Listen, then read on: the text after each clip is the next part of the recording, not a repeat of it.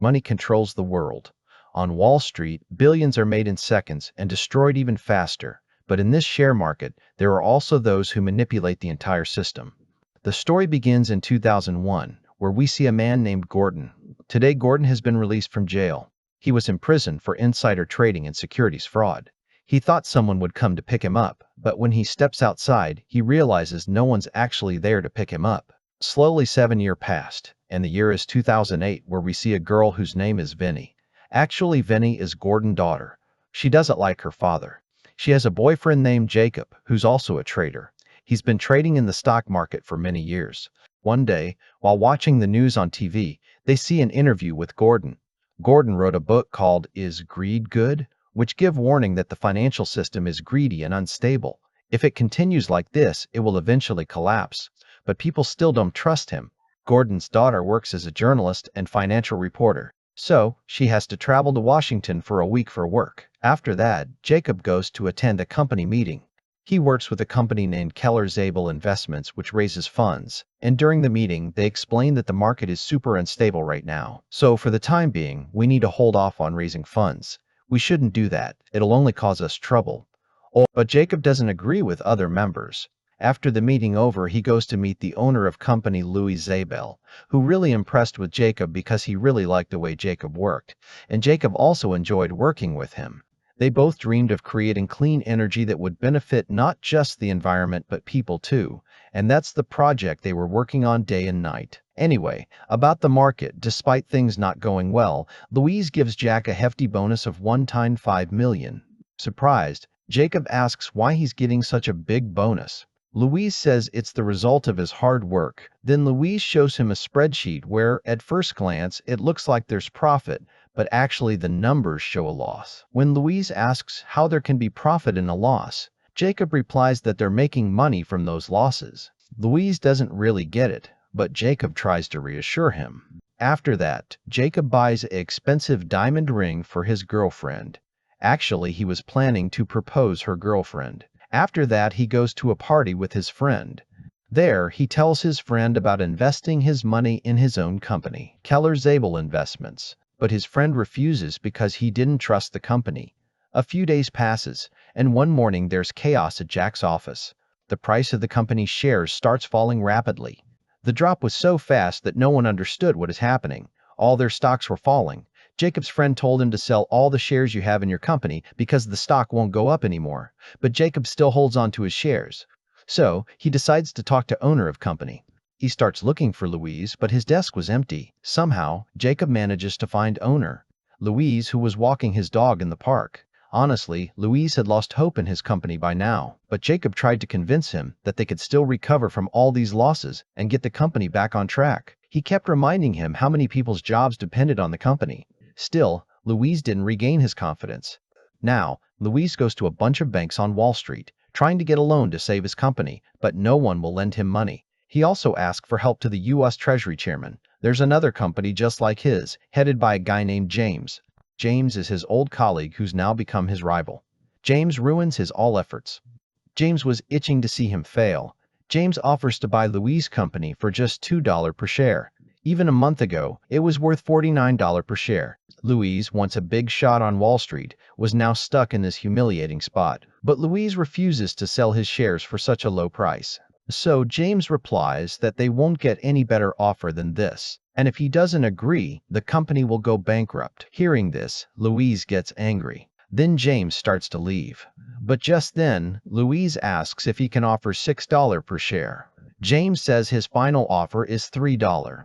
After a bit of back and forth, Louise comes up to $4, but James stubbornly repeats, $3 per share, not a penny more. That's when Louise realizes his company can't bounce back. He is completely ruined. And in this shock, he ends his own life by jumping in front of a train. A little while later, Jacob sees the heartbreaking news on TV that Louise has committed suicide. Jacob feels really hurt after seeing this. At that moment, Winnie also returns from her trip. She hugs him and says she just heard the news and is really sorry. Then Jacob proposes to her. Winnie also accepts her proposal, but then Jacob finds out that his girlfriend is Gordon's daughter, who was a big player in stock market. He wants to meet Gordon, so he went to attend one of his seminars. And when Gordon speaks, everyone listens, because what Gordon says is true. He speaks from experience. Jacob learns a lot from him, and when the seminar ends, he goes outside to meet Gordon. There are a lot of people around Gordon, but when he tells him that he's your daughter boyfriend, hearing this, Gordon begins to talk to him. He asks Gordon about Louis' company. Here, Gordon tells that James is the one who's been hurting your company. Jacob asks Gordon, "Why doesn't your daughter talk to you?" Gordon opens up about his strained relationship with his daughter. Vinny hasn't spoken to him in years because she blames him for her brother's death. Here, the two become good friends. They talk a lot. Jacob says, "I'll try to get your daughter to talk to you again." In return, Gordon will help Jacob expose James, because he's the reason our company went bankrupt. Mr. Louis was like my father. He had to give up his life for this. And a deal is struck between the two. After that, Jacob starts his search, and on the other side, Gordon begins feeding him information.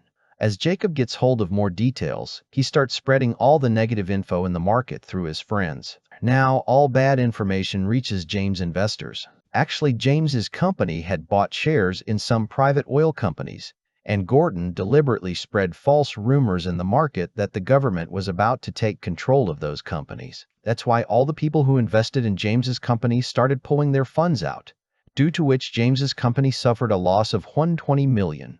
Seeing this, Jacob feels pretty happy. Meanwhile, Jacob and Vinny goes to Long Island to meet Jacob's mom, Sylvia. She's a real estate agent, but her financial situation isn't great. That's why Jacob gives some money to his mom. On his way back, Jacob gets a call from James, who wants to meet him. That evening, Jacob goes to James's party. Here, James gives him an offer that he wants Jacob to work in his company, and if he refuses his offer, he will destroy Jacob's career. Now, understanding the game, Jacob accepts James' offer not because he's afraid of James, but so he can completely ruin him. The next day, Jacob goes to meet Gordon and tells him that James has offered him a job. Now, here Gordon reveals something that a private offshore hedge fund called Locust Fund has been consistently betting against Keller's able investment. That means it wasn't just bad luck for Louis, it was a plan against him. Gordon also tells that at one time, he and James were business partners, but they split up in 1988, and Gordon thinks James is the one who got him locked up. Now in return, he told Jacob to set up a meeting with his daughter Vinny. As promised, Jacob arranges a meeting of Gordon with his daughter in a hotel. During dinner, Vinny and his father get into an argument. In anger, she gets up and leaves from here. She also warned Jacob that if he stays with Gordon, he will be ruined one day. After that, James and Jacob are having a meeting with some Chinese investors. Jacob delivers an impressive speech explaining that their project focuses on fusion energy, which is expected to grow massively in the future. He knows that Chinese investors always back projects with high future demand. The meeting turns out to be a success, making James really happy with Jacob. Now, James throws a party that Jacob and Vinny also attend. Gordon also gets an invitation to this party. When Gordon's daughter sees him there, she walks out. Gordon goes outside to talk to his daughter. He apologizes to his daughter and says, "I love you so much. I got out of jail 7 years ago. I want things to be okay between us." His daughter replies, "You never cared about us. Because of you, my brother ended his own life." After that, Gordon says he feels sorry about his death too. "But you can't blame me for it. He was addicted to drugs. When I went to jail, I still sent him the best doctors. But he was too much addicted. So don't put the blame on me. Stop punishing me and yourself." They have a tense and emotional conversation.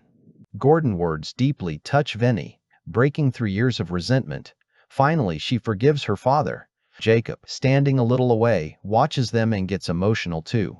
At the party, Gordon runs into an old friend of his named Jack, who had been in jail with him. After getting out, Jack invested a lot of money in an airline company, made a ton of cash, and now he's enjoying his retirement. Gordon is really happy to see him, and just like Gordon said in his book, the whole stock market crashes soon after. His prediction comes true. The stock market completely crashes, which hits Jacob really hard. By September 2008, the global financial crisis had wiped out billions of dollars in the stock market, one of the biggest crashes in history. Jacob tells the bad news to Vinny in his apartment that everything is falling apart, but she gives some good news that she is pregnant. He's about to become a dad soon. Hearing this, Jacob becomes really happy. The next day, Jacob and James go for a bike ride together. During writing, James drops a shocking truth that all the money the Chinese investors gave them to invest in fusion energy, he used all of it in solar energy. He has invested in energy stocks because the future belongs to solar energy, and they need that money more for solar projects than for fusion energy. Jacob gets really angry about this, and in a fit of rage, he quits his job. He doesn't want to be part of James' company anymore. After that, he meets Gordon and tells him what James has done. Gordon says, "What you know is just the tip of the iceberg. It's a small thing. Before the market crashed, James had bid on all the subprime loans. This company gives loans to people with very low credit scores, and now, since the market has crashed, people don't have money. Because of that, James made a lot of money through that company." He says there's a 100 million trust fund in Switzerland in Winnie's name, which Gordon set up when Winnie was born. But after his brother died, Winnie distanced herself from that money, and when Gordon got out of jail, he wanted to use it to start a new investment company and regain his financial strength. But Vinny wants to donate that money to charity. Gordon assures Jacob that if Vinny releases the funds, they can use that money to buy shares in fusion energy, which will bring us huge profits in the future. Now Jacob goes to his girlfriend and explains everything to her.